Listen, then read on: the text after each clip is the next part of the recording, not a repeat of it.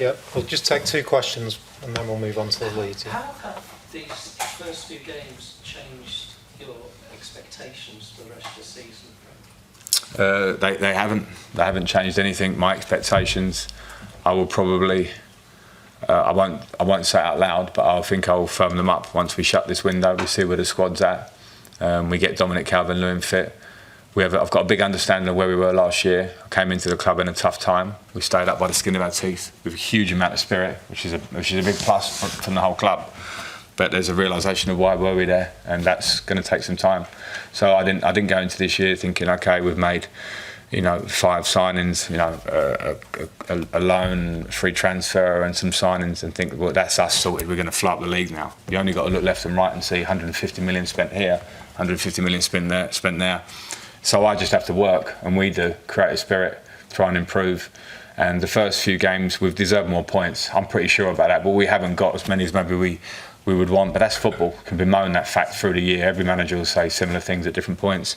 So I'm very grounded on expectations, and I started with that, and I've still got that now. Okay, so that answer is embargo till 10:30 Sunday evening. Right, Okay. We'll now move on to Leeds, if that's just a okay. couple of questions. Good to see you again. And you? Will Tuesday's game come too soon for Neil? No. Neil's trained today at the training ground. We're all in tomorrow, so he'll be able to train with some players that didn't get lots of minutes today. So we'll see where he is, but he'll be involved in the squad, I'm pretty sure. And what's the extent of Mason's injury today? He's opened up his knee and felt some pain, so we're going to scan it in the next day or so. The feeling is it will be weeks maximum, we hope. That may take him out of the next couple of games for sure, but I don't want to jump the gun too much on that. But hopefully it's not a really bad injury, but we'll scan it in 2 days' time. You've had some horrible luck, obviously, with defensive injuries. I mean, how much more difficult does it make your job to pick that back line for the game against Leeds? You want stability. I think the boys at the back have been playing well, I have to say. And as much as it's difficult in the squad, you need cover. And you need to be stable. The ones that aren't playing don't like not playing. The ones that are playing hopefully give you stability. So in the moments when Mason comes out and Keno comes on, we've got Seamus there, we've got Ruben at left wing back, Miko that can play centre back. There are different different solutions for the problem. It's a shame because I think Mason was doing well. We know going to Leeds and to Liverpool coming to us in the next 2 games are very mobile teams, and I think Mason has been doing well against that sort of opposition since I've been here. So we'll just have to find a way and stay together. What have you made of Leeds' start to the season as well? Good. They lost today, right? Yeah. Well, no, a good start. I watched the game last week against Chelsea. They've got such an energy about them that they've had since Bielsa's time, and I think fair play to Jesse Marsh, came in, kept them up in that moment, and it feels now that as a club and as a squad, it's invigorated them with some good signings and passion and coaching that I don't see, but you can see the reflection of that on the pitch.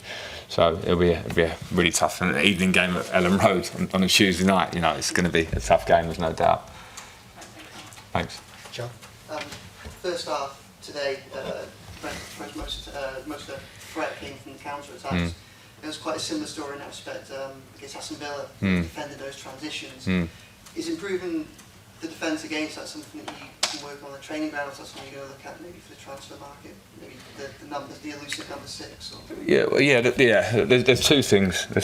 I think one is the work you can do on the training ground. That means reviewing that. We reviewed Aston Villa, and the issue of the first goal is that and this is football, you turn the ball over in the middle of the pitch, you can't attack with 11 men behind the ball. It just doesn't work that way, but you've got to try and make the best to have good coverage of the pitch at all times in case you turn it over. And I think the Villa goals are pretty specific. Other than that, in that game we were really solid. I think today there were a couple of moments where we got it wrong in the first half. I didn't like it. We short. Defending a counter attack is not about standing on the halfway line. It's about stopping things at source. And at times we didn't do that well enough today. So it's work on the training ground and personnel, and I think when you have now the energy of Amadou and the energy of Alex in there, and if we do add to midfield, that obviously helps that fact. And maybe it was something we were short on last year, but I'm trying to build energy within the team, and that certainly helps the nullifying counter attacks. But of course, it's something we continue to have to work on. Thanks. You mentioned how impressed you with Anthony's character. How confident are you that he's in the squad Tuesday, that he starts Tuesday? Of whose character? Anthony. Anthony. Oh, he's in the squad Tuesday for sure. Yeah, no, his character's great and he's in the squad and it's a huge player for us. Simple as that. You know, we're getting to the end of the window now and Anthony's a huge player for us and will be this season. It's telling, isn't it, that he's so committed. You look at players all over the Premier League who are sitting out games because they had training because somebody's interested in playing Chelsea. Yeah. And Anthony is like putting in performances like that. Yeah. Anthony couldn't do that with me. If he'd have tried to sit out games, he'd see a different side of me. So there's no doubt about that, and I think he knows that. And I'm not playing the hard one. It's just that would be so alien to what I'd expect of him, and I just know that's not him.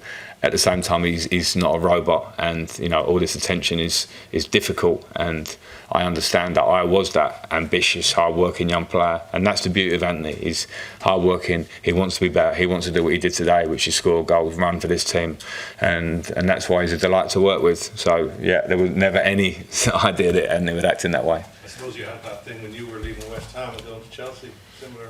Yeah, I did, and I played, I think, 3.5, 4 seasons for West Ham there. So there's my answer to Anthony. He's played one for us, sort of. All right. Okay, guys, Thank you. Just to say the